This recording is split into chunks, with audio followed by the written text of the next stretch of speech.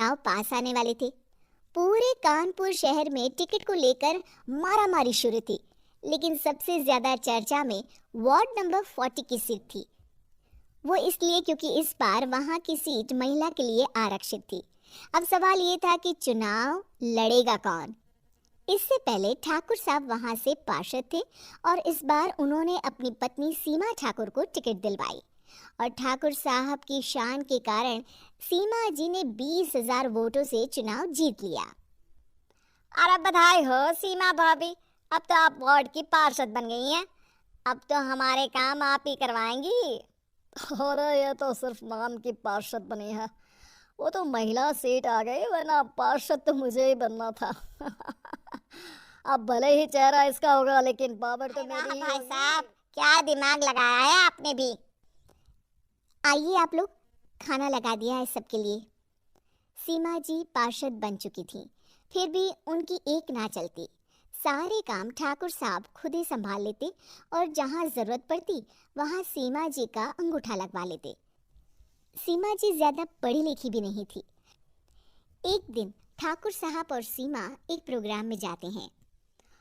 अरे ठाकुर साहब, आप आ गए। ओहो, पार्षद मैडम भी आ गई है। स्वागत है आप दोनों का। लगता है हमारे पार्षद फंड का सही इस्तेमाल हो रहा है। चलिए अब उद्घाटन करते हैं। ये लीजिए ठाकुर साहब, कैची, आप ही सबसे पहले प्रवेश कीजिए। सब लोग आगे निकल जाते हैं और सीमा जी पार्षद होने के बावजूद भी पीछे खड़ी रह जाती हैं। वो देखती हैं कि वेलकम बोर्ड पर उनका नाम है, लेकिन महिला होने के कारण कोई उनका सम्मान नहीं कर रहा।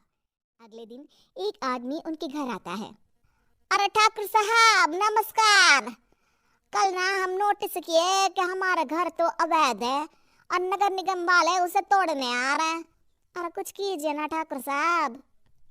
देखो भाई, मैं तो ज्यादा कुछ कर नहीं सकता, पर अगर तुम सबकी जेब गर्म कर दो तो कुछ हो सकता है।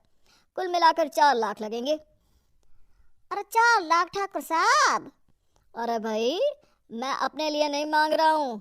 दरोगा है, इंजीनियर बाबू है, बड़े साहब है, सबको देना पड़ता है ना थोड़ा थोड़ा। बोलो है मंजूर? तभी वहाँ अचानक सीमा जी आ जाती हैं। अरे ये आप क्या कर रहे हैं? पहले इन्हीं लोगों से तो आपने वोट मांगे, अब इनसे ही पैसे ले रहे हो। अरे चुप रहो तुम।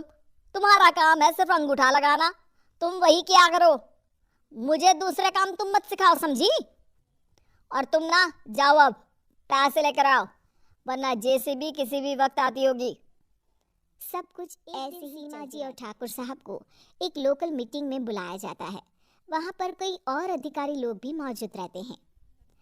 अब मैं चाहूंगा कि ठाकुर साहब हमारे बीच 2 शब्द कहें। मेरे प्यारे भाइयों और बहनों, आज मेरा सौभाग्य है कि मैं आप सबकी सेवा दिन रात कर पा रहा हूँ।